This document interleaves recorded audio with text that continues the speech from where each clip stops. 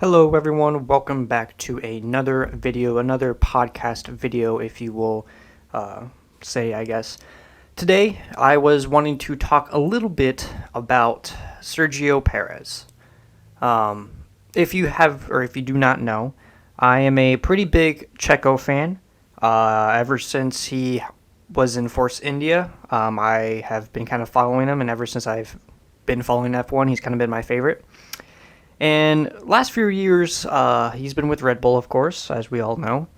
But coming off the end of a triple header of the Spanish Grand Prix, the British Grand Prix, and the Imola Grand Prix? It's been a hot second. But anyways, Sergio Perez's name has been thrown back into the light of controversy on if he is able to hold on to his seat at Red Bull, or if he will be getting demoted. So I was just wanting to jump into a little conversation about that and give you my thoughts and so on and so forth, and maybe even just ramble on and just talk, because I love F1. I love talking about F1. So excuse me. But first, let's kind of dissect Checo's most recent race of the British Grand Prix. If you didn't miss that race weekend, you should definitely go back and at least watch highlights. It was a very action-packed qualifying, as well as the race, and even practice was pretty, topsy-turvy. So definitely a weekend to remember. But first, let's just jump right into qualifying with Checo. It was Q1, and in changing conditions, he made a pretty big mistake to where the track was dry, and Checo went, and it wasn't just Checo, but many other drivers went onto the dries to get faster lap times as the track was drying. He made a small mistake and got into the wet part of the track and spun his car into the gravel and beaching him, which brought his qualifying to an end. Now, for a driver that has been, at the center of, some major controversy the last few years, you definitely don't want to have a performance like this. Especially at Red Bull's quote-unquote, oh no, it was Austria. Sorry, it just clicked in my head if I didn't say Austria. Anyways, especially at like Red Bull's, I guess, home race, but it's not really their home race because they're not a British company, but yet their headquarters are in Britain. Anyways, either way, you don't want to have a race or start off the weekend like Checo did. And, like I said, it wasn't just Checo that was making these mistakes. You also saw Ricciardo going off. You saw Max Verstappen going off in the exact same place that Checo did, but he was able to manage to keep out of the gravel and carry on through qualifying. But I feel like this is definitely where Sergio Perez's career can definitely take another turn. Maybe for the worse, maybe for the better, but yeah, I mean, and so last year, the whole reason that, or at least from what I've read, Christian Horner thinks that the whole reason that Checo kind of didn't really perform very well was because he was, I guess, too caught up on if he was going to have a seat for this year or not. So that's why Red Bull kind of already went ahead and re-signed him, kind of to give him that confidence boost, like, hey, we have faith in you, we want you to, at least be there near Max to help us in the constructors and so on and so forth, because, I mean, even Checo, probably, there's some part of him, yes, he wants to beat Max, he wants to be better than Max, but there's also probably another major part of him that understands that he can't really beat Max even on his best day, or even on like Checo's best day. So he's definitely become a number 2 driver, which I think he's fallen into that role pretty well.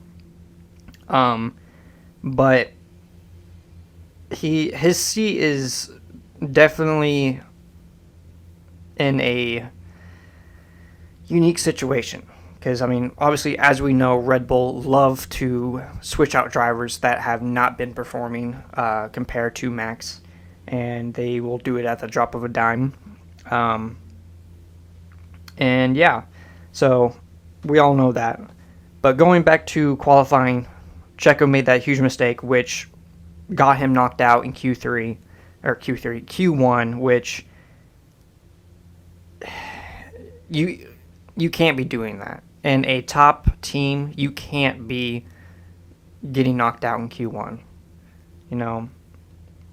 And it hasn't just been like a one-off. It's yet again showing just a dip in performance from Sergio Perez, and no one really knows where or why it happens, but it just happens.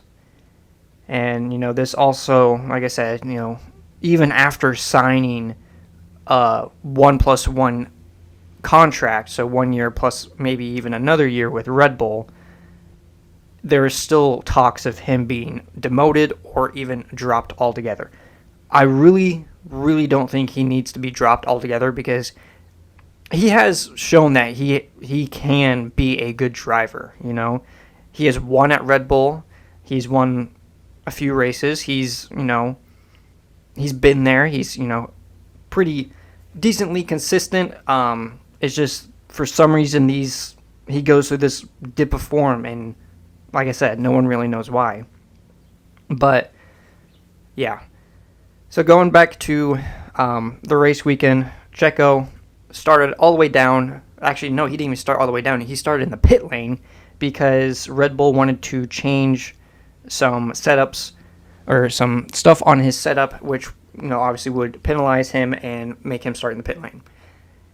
Now, I am not a professional race engineer or a race strategist or anything like that. I am just a F1 fan that, you know, wants to see my favorite driver do the best. But when the race started, or even before the race started, we knew there was a chance of rain. You know, there was for the whole period of the race, there was a 60% chance of rain throughout the race. And there's just a part of me that just doesn't fully understand why Red Bull decided to put or have Checo start on the hards from the pit lane. I mean, at this point, you know, Checo's weekend is kind of already done and over with, so I get where Red Bull come from by sacrificing, you know, his race to benefit Max and, you know, help him out as much as possible. But starting him on the hards when you know there is a possible rain shower coming in within the first 15 laps, I don't understand what really happened there. Why they decided to have him start on the hards. You know, if anything, in my opinion, I would think Red Bull would want to put him on, like, I mean, since he was knocked out in Q1, you know, put on some brand new softs or even like a brand new set of mediums if he still had it after practice and qualifying, you know, start him on the softer compounds and just let him fucking turn the engine up to 10 and just cut through the field. You know, I mean, because we know that around Silverstone, the DRS can be kind of overpowered, but I mean, still, it would have given him a little bit better of a chance to possibly make up more positions than he did before the rain started coming down. And then this is where Red Bull kind of fucked Sergio over again. As the rain started coming down to the light shower, Red Bull and Ferrari, for some reason, decided, you know what? The track is slightly damp, so let's just throw some inters on. So they brought Checo in, threw some inters on, and my man was slower than molasses. Like, he was lapped by his teammate within the first, like, quarter of the race. because of him going on the inters. And, and you could tell Perez was really struggling because, the tires were overheating. They were just absolutely shredding, and they just weren't performing to the way they were designed because the track was too dry. And, instead of Red Bull be like, oh yeah, we kind of fucked up, let's bring him in and put him on like a new set of softs, kind of like what Alpine did with Ocon. I believe it was Ocon. They just left him out there. So yeah, have fun, man. We'll see you when the next rain shower comes. Again, I know that Perez is at this point just a guinea pig for Verstappen, and he's playing the team game, and there's just a part of me that thinks that Red Bull don't really trust him, which, I get it. From Red Bull's point of view, I see where they're coming from because, they need, especially this season, they need a second driver that is willing and able to, put in the performances of at least a top 5 constantly. And if you have a driver that is not qualifying very well and is scoring very little points, I see where their faith in Checo has kind of disappeared in a way. But it's just, yeah, I don't really understand why Red Bull just kind of left him out there and been like, I guess maybe it would have been, or it kind of be considered a punishment for what he did in Q1, but I think that's a big enough punishment as is. But, and then from then on, from the whole like first pit stops of inters with Leclerc and all that, his race was done, and Perez would end up finishing 2 laps down in a Red Bull. Granted, on one hand, that is no fault to his own because, Checo, he fucked up in qualifying, In the first part of qualifying, he fucked up. But there's also some blame that needs to go to Red Bull where they used him as a guinea pig. They didn't really, like, if they're so worried about Checo scoring points, why not put him on a strategy that best fits him to score at least some form of points? Some points are better than no points. But they just didn't. They just left him out in the sunshine on inters, pretty much. And, from there on, yeah. But 2 laps down in the same car it's not good.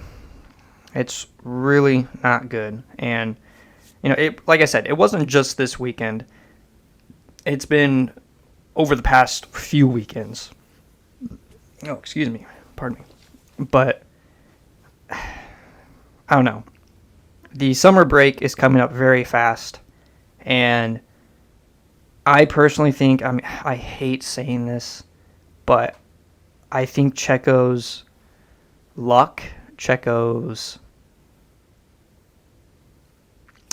guess that's really the only word, just Checo's luck is going to finally run out, and Red Bull are going to demote him. Like I said before, I really don't think that they're going to fully drop him because, in my opinion, there's really no point to fully drop him because he is still, a driver that can perform. Maybe if it was under a little bit less pressure, he would be able to perform a lot better. But, he's still one of the best drivers on the grid at the moment. He still has his moments. But on the other hand, he's also being out-qualified by Logan fucking Sargent. And he's also being outscored by Nico Hulkenberg, that's in a Haas. So I get it. I completely 100% understand if Red Bull were to just fully drop him. I get it. But for a man that has been in this sport for years, ever since the early 2000s. He's been in the sport constantly, year after year after year. I don't think that's the right way to, kind of send him off from the sport. Demote him to AlphaTauri or whatever, or RB Visa Cash Shop, whatever they're going to be called. Demote him to the sister team to at least, finish out his career like any racing driver wants to on the track. But just being fully dropped, and then, because I see it this way. If Red Bull do fully drop Perez, there are not enough seats, and there's too much young talent coming up for Checo to have any form of full-time drive in Formula One. I could see him being like a reserve driver or even like a test driver, but to have like a full-on seat for a whole season, I don't see him being able to come back, because he is getting to that point, to that age where he's, I don't want to say that he's slowing down, because look at Lewis Hamilton. He just won a fucking race and he was 39 years old. But with age, there's a small performance loss, and so on and so forth. So it's going to be interesting. But in my honest opinion, what I think is going to happen with Red Bull and Sergio Perez. Actually, hold on, before I get on to that, let's talk about some of the clauses in the contract that Checo signed with Red Bull, his new contract. Pretty much, there's a few major clauses that are pretty close to being enforced to where Checo loses his seat. One of them is Checo is not allowed to drop more than 100 points behind Max Verstappen at any point in the season. If he does, then Red Bull have the option to terminate their contract with Checo. And as of right now, I believe Sergio is 137 points behind Max, I want to say. So pretty much from here to the end of the summer break, Checo has to outperform Verstappen, and I don't see that happening. Nothing against Checo, but Max Verstappen he's a three-time world champion for a reason. He is one of the greatest drivers in the world as of right now, and especially this season, Max has shown that he still has that. He still is a championship caliber driver, because let's be honest, the Red Bull is not the greatest car on the grid right now. The Red Bull is probably about second or third, but yet Max is still able to achieve podiums and race wins, and get good performances out of a car that is slowly sliding down the grid order. So, Max is on another level to where Sergio Perez probably is going to be able to, close that gap to Max. So that's one clause. And then I believe another clause in the contract, and don't quote me on this, I think this is roughly where it's at, but if Sergio Perez drops below, I want to say 8th, 9th, or 10th in the Drivers' Championship, then Red Bull have the option to terminate the contract, which, as of right now, I'm not 100% sure where he's in the driver standings. I want to say he's 6th or 7th, so that's getting pretty close as well. So yeah, there's that. As of right now, Checo's back is really up against the wall. More than ever, even more than last year when, Max single-handedly won the Constructors' Championship and the Drivers' Championship.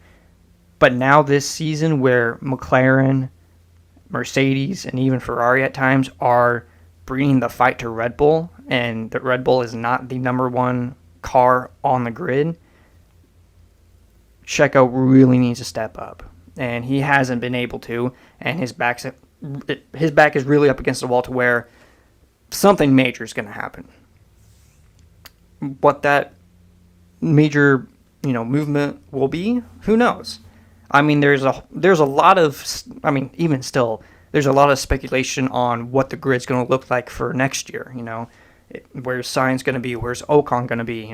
There's still a few seats open that, maybe, just maybe, Perez can slide in and sneak a seat off of someone. But I think, like I said before, I think there's still too many young talents coming up that, deserve a seat. And I'm not saying Checo doesn't deserve a seat. It's just, it's difficult. So, yeah, there's that. But going back to what I was getting ready to say, I would say,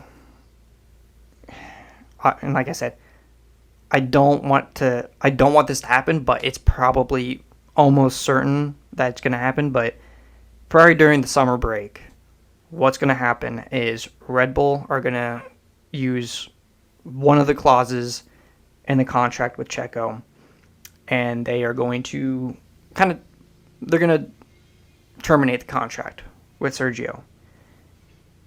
Now, that's going to bring up a bunch of different questions, Number one, who's going to take Checo's seat? Number two, is Checo going to be demoted or fully dropped? Number three, could Checo find another seat for the second half of the season and beyond? Or, there's a whole lot of factors still going on that we fully don't understand or don't know.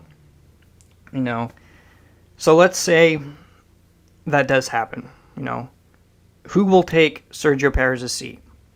A lot of people are saying, and even Red Bull are saying, that Daniel Ricciardo is, the number one guy, is the first guy in the queue to take that Red Bull seat.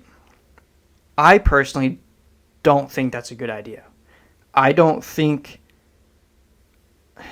Ricciardo hasn't been performing as much as he probably should have or should be to show that he deserves that Red Bull seat. He did come back into the Red Bull family with AlphaTauri and now the RBs and, so on and so forth. But he hasn't been showing that determination. I mean, don't get me wrong, he has had pretty decent races, but there's still just a little bit that's missing from when he was originally at Red Bull. When he was originally at Red Bull, he was one of the best drivers on the grid. And I'm not saying he's not now, it's just maybe his confidence isn't there or anything like that. But please take that with a grain of salt, because like I said, I am no, driver whatsoever. I've never even set foot in a actual race car on our actual racetrack. So, like I said, take this with a grain of salt. But there's just something missing there, and I'm not 100% sure what it is. But I don't think Ricciardo would really want to be. I mean, I know people have asked him about it, but I really don't think Ricciardo would want to be a second driver to Max again. I think Ricciardo would get back into that mindset of, I'm here to win a driver's championship with Red Bull, and no one's going to stop me. No one's going to get in my way, even my teammate. So I can see where there could be some friction. And I think the whole reason why Red Bull have held on to Perez so much is because Max is happy with Checo. Because at the end of the day, Max knows that he can beat Checo 99% of the time. With Ricciardo, on the other hand, I'm not so certain about that. And I think Red Bull are kind of worried about the friction that Ricciardo and Max could come across and, upset Max. And that's the last thing Red Bull want. is they do not want an upset Max Verstappen, because an upset Max Verstappen will go somewhere else. He will go somewhere with his three to soon to be 4 drivers championships, and he will perform. And Red Bull do not want to lose Max, because they have, pampered him ever since he came into F1, and they, the whole Red Bull future is around Max Verstappen. So they do not want to lose Max. So Ricciardo, it would probably be a safe bet, but I don't think Ricciardo fully deserves that seat. One person I personally think really does deserve that seat is Yuki Tsunoda. I mean, since he has come into F1 at I think it's 2019, 2020 season, one of the two. Give me 1 second. I'm going to get some water. I'm a little parched. But from when Yuki Tsunoda first came into F1 in the AlphaTauri to where he is now, he is a completely different driver in a good way. When he first came to F1, he was very hot-headed, very angry, very short-fused and short-tempered, and he drove, you could tell in his driving style that he was very angry when he drives. To where he is now, where, he still has those moments where his frustrations and his anger gets the best of him, but you don't see that as much anymore. The Yuki Tsunoda now is very mature. He knows what he needs to do to kind of perform and help the team out. And honestly, over the last few years, ever since Yuki took over the team from Pierre Gasly, because, Pierre Gasly got demoted back to AlphaTauri, ever since that metaphorical torch got handed off, Yuki has kind of been running the team pretty well. I think it was last year where in the AlphaTauri where it was like the worst car on the grid, and Yuki was like constantly getting P11s. Granted, it wasn't points, but he was being very consistent. He was dragging that car up 2 points. Look at the team comparison between Yuki and Nick DeVries. Yuki was wiping the floor with Nick, and Nick just could not perform, to where Nick didn't even make his home Grand Prix before he got dropped. So there's that. So and like I said, Yuki Tsunoda has definitely shown that he has pace. He's been with the team ever since he's been in the Red Bull Driver Academy, so he's not like an outsider to where, the whole like Nick DeVries situation or anything like that. So he knows how the team works, and he knows what to expect. And I personally think that Yuki Tsunoda deserves that seat. He has shown time and time and time again that he can outperform the car that he's in, that he, has the overall pace to possibly match Max, maybe even be a little bit faster, probably not. And he's definitely matured and kind of cooled down a lot over the years. So I really personally think that Yuki Tsunoda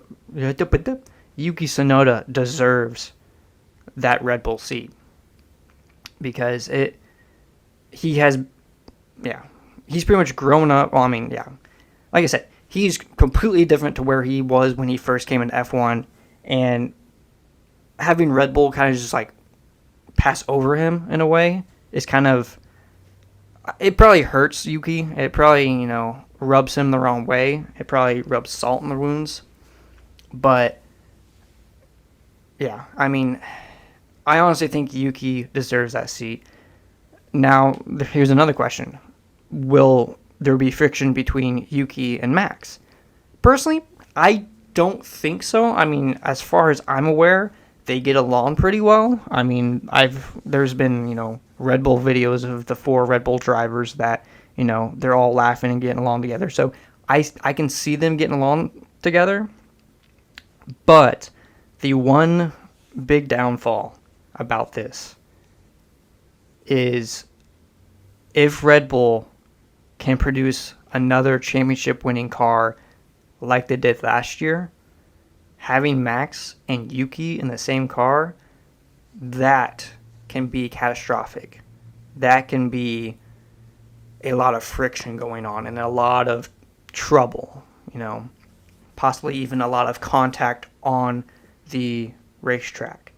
And like I said earlier, Red Bull want a very happy Max Verstappen. If he's not happy, he will leave.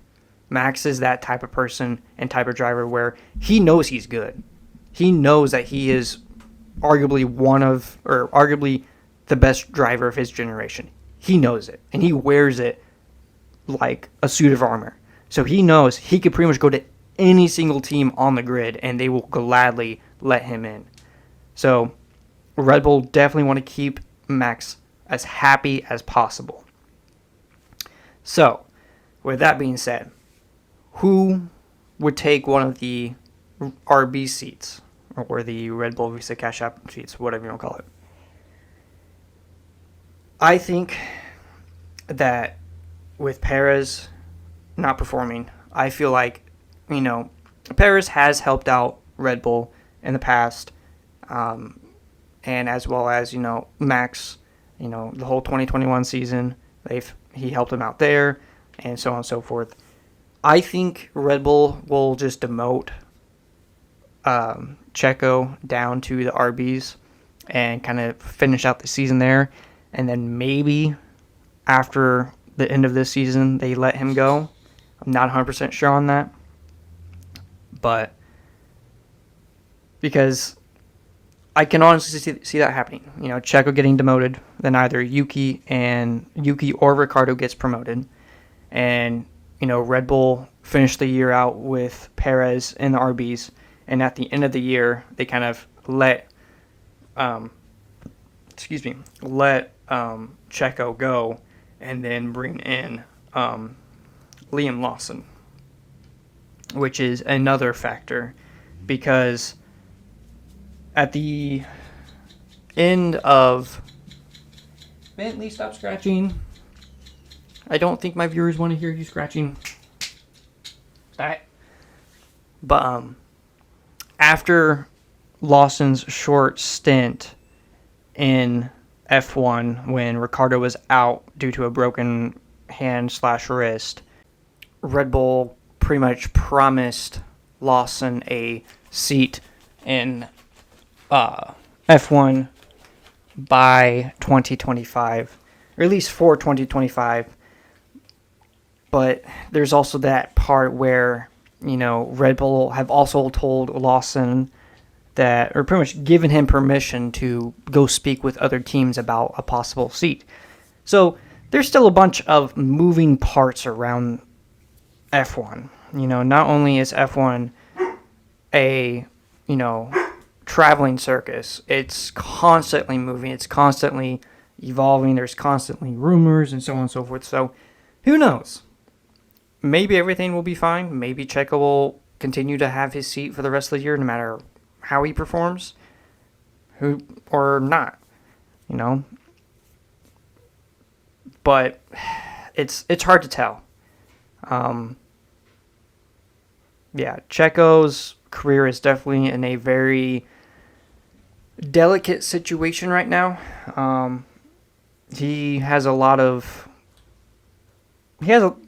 odds against him, to say the least. And as a Checo fan, I am rooting for him. I want what's best for him. I don't want to see his career end like this. I want to see it end on the track, and so on and so forth. So there's a lot going on with that. But that that brings me to my final question. If Red Bull were to fully drop Checo, would he be able to find a seat for the remaining of the season, as well as onto next season and beyond? That's a very interesting question, because there are still some seats available that, I think Checo would be able to gain or be able to obtain in for the rest of the year, maybe not for the rest of the year, but at least maybe for 2025. For the rest of the year, I would probably say, I don't know, it's difficult because there's been rumors about, the whole Williams situation where it's not really been confirmed, but it's heavily anticipated that Williams will drop Logan Sargent halfway through the season during the summer break, and that seat will come available. If Red Bull were to fully drop Perez, would Williams want to take Perez in? He's a proven race winner. He's been at the team that has the most dominant season in F1 history. And would James Vowles want to take that chance on Checo for maybe at least just half a year, just to get his insight? And plus, let's say Checo does go to Williams and they do have a contract. That would be a good way to end his career. End his career with one of the teams that he raced for in his career. So that is definitely a possibility. I don't think it would be the best possibility. I mean, honestly, right now, that is probably the best possibility if Checo were to be fully dropped, would be to go to Williams for the remainder of the year and maybe onto next year or possibly find another seat with another team. But you also have to look at the driver market. There are still some pretty big names out there that have not found a seat for next year. Major one, Carlos Sainz, proven race winner. There's Esteban Ocon, also a proven race winner. There's a lot of young talent that is coming up. I would say Ollie Behrman, but he's already been signed by Haas. There's Kimi Antonelli, and there's like one more I'm forgetting the name of, but I could see that being a possibility for Williams and Checo.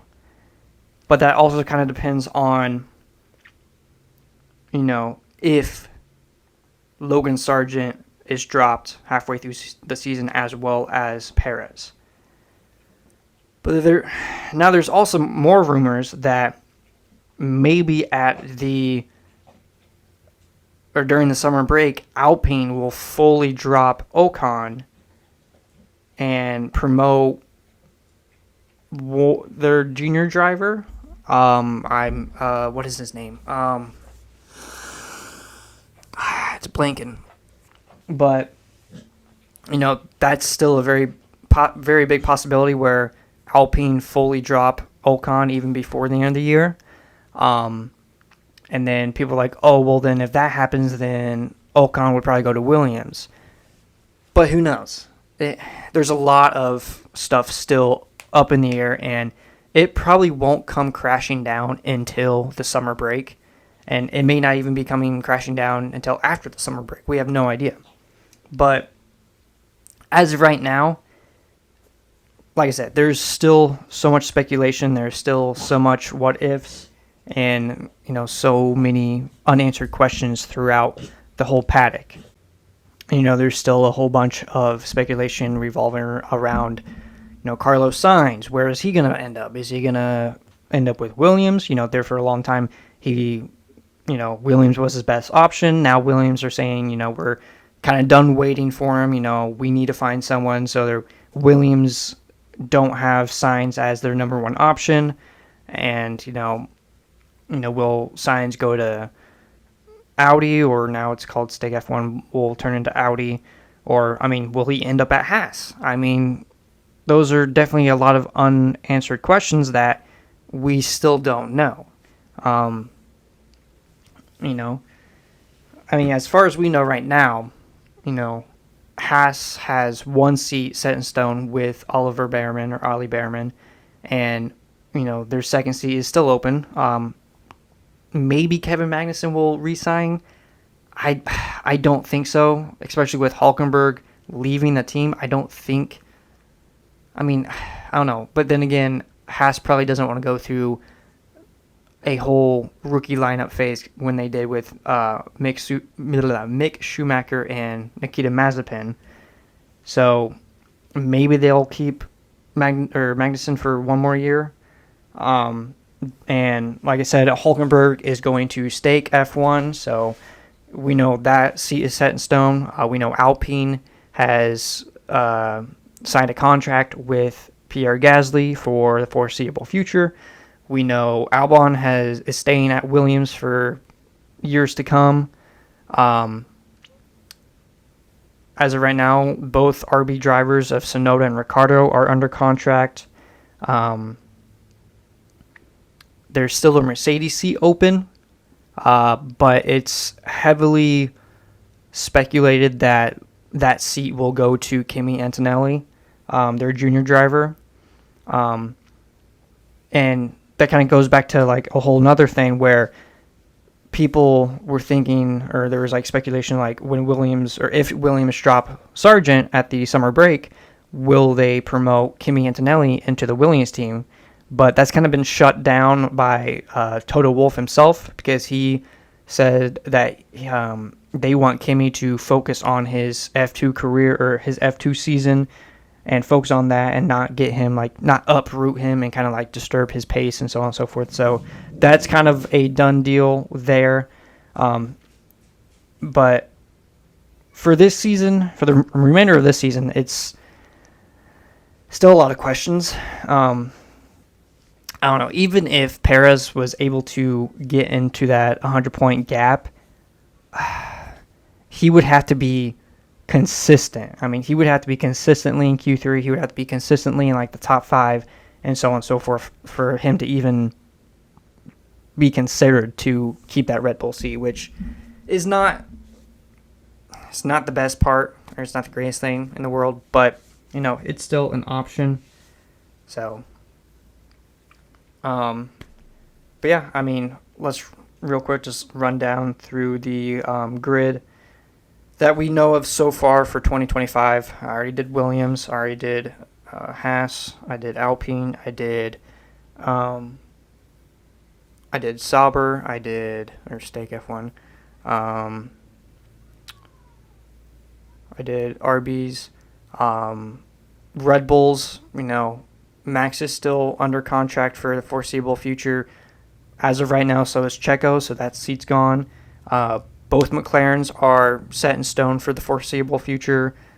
Ferrari is set in stone. Like I said, Mercedes still has that one open seat, but it's heavily rumored, like I said, that it's going to go to Kimi Antonelli. And then, who am I missing? Red Bull, Mercedes, McLaren, Ferrari, Haas, Williams, Stake, Arby's, Alpine, Aston Martin. There it is.